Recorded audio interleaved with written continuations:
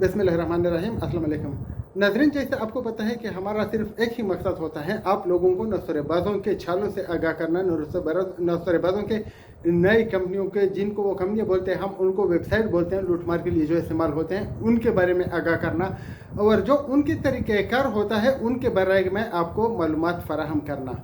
तो आपको पता है कि जब भी ये आपको लूटते हैं तो लूटने के बाद वो आपको अपने पैसे तो देते नहीं है, दोबारा लूटने की कोशिश करते हैं और फिर भी हमारे जो भाई होते हैं, जो इन्वेस्टर होते हैं, वो उनकी बातों में आके दोबारा लूट लिए जाते हैं। और ये सिलसिला आपका नहीं है, ये हर कंपनी में होता है, हर वक्त होता है और ये सिलसिला कई अरसों से चालू है। हमारे जो इदारे हैं वो तो बिल्कुल यानी सो रहे हैं और वो लस्सी पी के सो रहे हैं, उनको पता ही नहीं है कि मुल्क में क्या हो रहा है। अगर देखा जाए तो ये जो मनी लॉन्ड्रिंग वाले हैं, उससे ज़्यादा ये लोग मुल्क को नुकसान पहुंचा रहे हैं और इसको अगर आप मुआशी दहशतगर्द कहें तो ये यानी गलत नहीं होगा, क्योंकि इन्होंने लोगों की ज़िंदगियाँ बर्बाद की, उन्होंने लोगों को बेघर कर दिया, इन जालिमों ने लोगों के गाड़ियाँ छीन ली, इन लोगों ने आपस में मियाँ बीवी में इख्तिलाफात पैदा करवा के तलाक़ें करवा दी, क्योंकि वो मियाँ को या बीवी को सुहाने ख्वाब दिखाते हैं, फिर वो एक दूसरे को राग़िब करते हैं। हस्बैंड यानी बीवी को बोलते हैं कि आप सोना बेच दे, फिर हम मालामाल हो जाएंगे, इधर से पैसे आएंगे। तो जब कंपनी फरार हो जाती है, लूट मार करके भाग जाती है, तो बीवी और मियाँ का इस पे झगड़ा होता है कि बिया सोना मांगती है और उसके पास खाने पीने के पैसे नहीं होता है, तो लड़ाई झगड़े शुरू होकर अलहदगी पे ख़त्म हो जाती हैं। और या फिर ऐसा होती है कि मियाँ की बीवी के पास जो जमा पूंजी होती है ना, वो अपनी तरफ से उधर किसी की बातों में आके कंपनी में लगवा लेती हैं, जैसे कि अल हयात में भी ऐसे बहुत केसेस मौजूद हैं, बीफरयू में भी मौजूद है।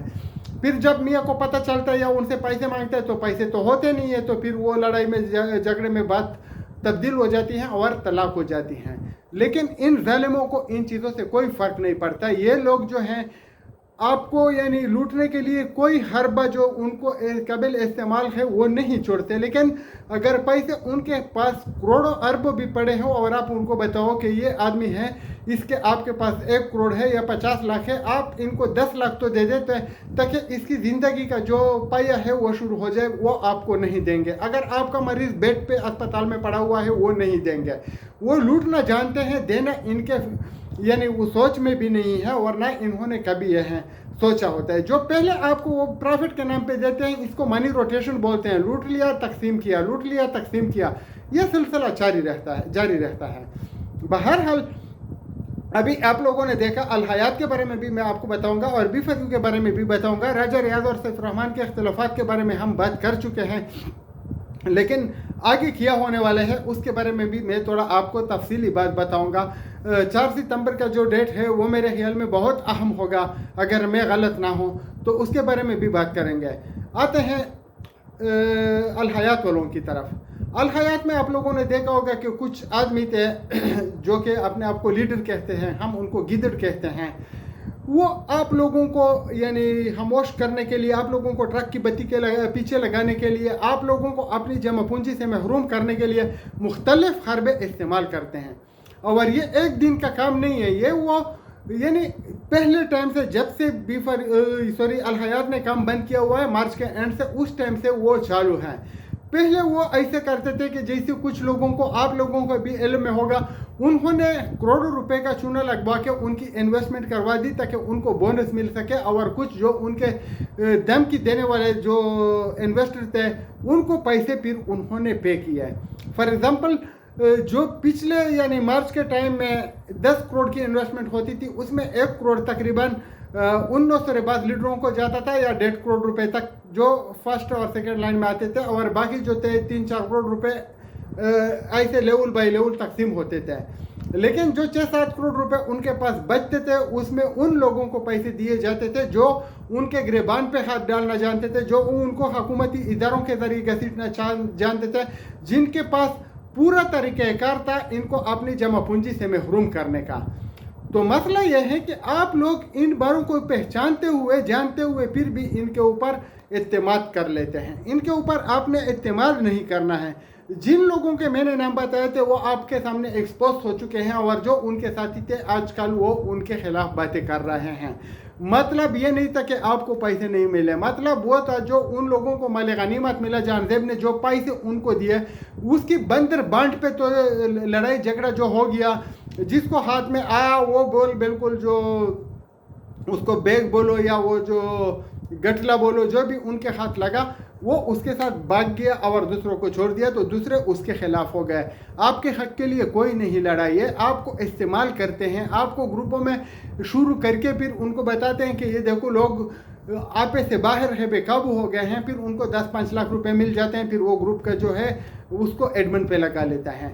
तो ये है तरीक़ेकार और इस तरह ये लोग लूट मार करते हैं, कभी एक्टिवेशन फीस के नाम पे, कभी एकोमोडेशन के नाम पे, इस तरह ये सिलसिला चलता रहता है। तो किसी भी लीडर के ऊपर एतमाद ना कीजिए, हुकूमती इदारों के ऊपर आप एतमाद करें, उधर से आपको पैसे मिलने के चांसेस हैं इंशाल्लाह। और दूसरी बात मैं आपको बताने वाला हूँ कि 4 तारीख जो है वो क्यों अहम है। 4 तारीख में सैफुर रहमान की 2 पेशियाँ हैं, एक है उसकी नेब कोर्ट में और दूसरी है FIO कोर्ट में। FIO कोर्ट जो है इसी जो जुडिशनल कम्प्लेक्स है उसके ऊपर है, यानी 2nd फ्लोर पे है या 3rd पे है, इसमें मैं गलत हो जाऊंगा, मेरे ख्याल में 2nd पे है।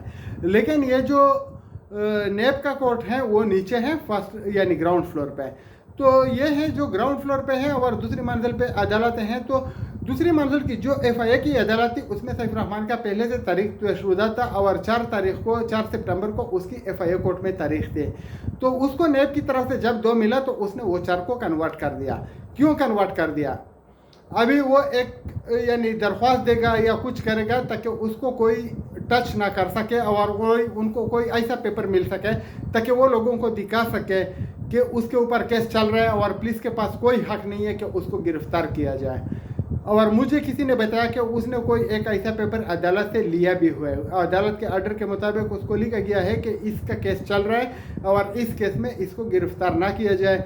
ये इत्तला गलत भी हो सकती है, सही भी हो सकती है, लेकिन मुझे किसी ने बताया कि उसको किसी अदालत से, किसी से मतलब कोई भी अदालत हो सकती है, वो मुझे नहीं पता, लेकिन जो इत्तलात है वो गलत भी हो सकती है, सही भी हो सकती है। लेकिन आपको एक और बात मैं बताऊं कि अगर केस के बारे में ये है तो ये एक अलग इशू है।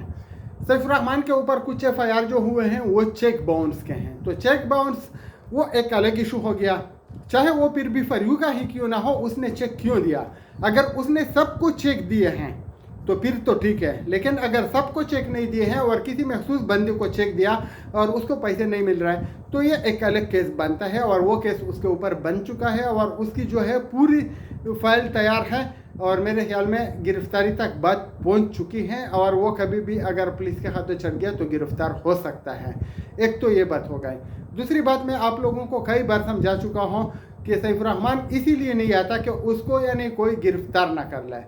तो अभी इसमें देखते हैं कि अदालत का जो ऑर्डर है वो पुलिस के सामने रुकावट बनती हैं कि नहीं बनती हैं और बनना चाहिए भी कि नहीं बनना चाहिए, इसके ऊपर कानूनी माहिरीन जो है वो राय डाल सकते हैं। लेकिन मेरी सोच के मुताबिक तो चेक एक अलग इशू है और नेब का केस जो चल रहा है वो एक अलग इशू है। तो सब लोगों को उसने चेक नहीं दिए हैं, तो जिसके पास चेक है उसको हुकूमती इदारे हक देंगे कि वो अपने चेक के बिना पर उसके ऊपर FIR करे और वो FIR वो लोग कर चुके हैं। महमूद रिजवी साहब ने राजा के खिलाफ भी बहुत पूरा बड़ा प्लान तैयार किया हुआ है। राजा राज चूँकि बार बार बोल रहे हैं कि मैं सैफुर रहमान का पार्टनर इन क्राइम नहीं हूँ, लेकिन बहुत से लोग ये तस्लीम करते हैं कि वो सैफुर रहमान का पार्टनर इन क्राइम हैं। पार्टनर इन क्राइम का मतलब यह है कि जो यानी जुर्म उसने किया उसमें राजा उसके साथ था कि नहीं था। अभी तक तो बहरहाल वो मुलज़िम हैं, लेकिन अगर उसके ऊपर जुर्म साबित होता है तो राजा रियाज उसके साथ था या नहीं था वो अदालत के फैसले से पता चलेगा कि उसके ऊपर क्या इम्प्लीमेंट हुआ है या नहीं हुआ है। लेकिन जो कर्नल और जो दूसरे हमारे दोस्त हैं उन्होंने जो तरतीब की हुई है, महमूद रिजवी साहब ने जो यानी गेम खेला हुआ है, वो लोग बहुत अच्छे तरीके से खेले हुए हैं और उन्होंने पूरी जो उनकी वो है उसकी एक इन्वेस्टिगेशन कमेटी मेरे ख्याल में मुकर्रर की थी या पता नहीं किया था। जिसके पास जहाँ भी कोई भी उसको एविडेंस मिला राजा राज के अकाउंट में पैसे जाने के लिए या फिर इस तरह की चीज़ें या कैशवार्स में जो उसके मैसेजेस हैं, तो वो उन लोगों ने एक तरतीब बनाया हुआ है और वो अदालत में वो पेश करने का तरतीब बना रहे हैं। और राजा रियाज के बारे में वो पहले ही से कह चुके हैं कि उसके ऊपर हमने FIR किया हुआ है और वारंट गिरफ्तारी भी जारी हो चुके हैं। तो अभी आगे क्या होता है उसको रब बेहतर जानता है, लेकिन मैं आपको इतना बताऊं कि राजा रियाज जो है वो बोलते हैं कि मैं इन चीज़ों में इन्वॉल्व नहीं हूँ। सैफुर रहमान बोलते हैं कि मेरा इससे कोई ताल्लुक़ नहीं है, कल मुझे किसी ने बताया। तो अगर राजा रियाज की भी केशवार्त नहीं है, सैफुर रहमान की भी नहीं है, तो केशवार्त किसकी है? ये कोई हिलाई मखलूक की थी, और जिस तरह कंपनी का मालिक मालूम नहीं है, इस तरह कोई यानी कुछ भी कह सकता है कि राजा रियाज और सैफुर रहमान पार्टनर थे, या कंपनी सैफुर रहमान की थी या राजा रियाज की थी। तो जो भी हैं, सैफुर रहमान के कुछ मैसेजेस भी मौसूल हुए हैं जिसमें वो कंपनी को यानी अगर वो नहीं भी करते हैं उससे पता चलता है कि कंपनी उसकी है। तो अभी देखते हैं कि आगे क्या होता है। हमारी दुआ है कि हर एक इन्वेस्टर को अपना एक एक रुपया वापस मिले। बाकी हाथ जो है वो अल्लाह के हाथ में है, हमारे हाथ में कुछ नहीं है। अगर हमारे हाथ में कुछ भी होता तो हम आपकी भरपूर मदद करते हैं, हम आपको सीधा मशवरा देते हैं, भाइयों की तरह देते हैं। जो गलत तरीका होता है हम उसको आपके लिए गलत साबित करने की कोशिश करते हैं, और जो सही होता है उसको हम सही बोलते हैं। बाकी हमारा किसी के साथ ना कोई लेना है ना देना है, ना लड़ाई है ना झगड़ा है। हर इन्वेस्टर अपने कौल व फेल का खुद जिम्मेदार है। आप जहाँ से भी आपको मुनासिब लगे पैसे वसूल करने की कोशिश करें, लेकिन अगर हमारा तरीका आपको पसंद है तो हमारे पास वही एक तरीका है। गवर्नमेंट ऑफ पाकिस्तान के जो इदारे हैं जो इसके लिए यानी मुकर्रर किए गए हैं उनसे रब्ता किया जाए। बहुत शुक्रिया।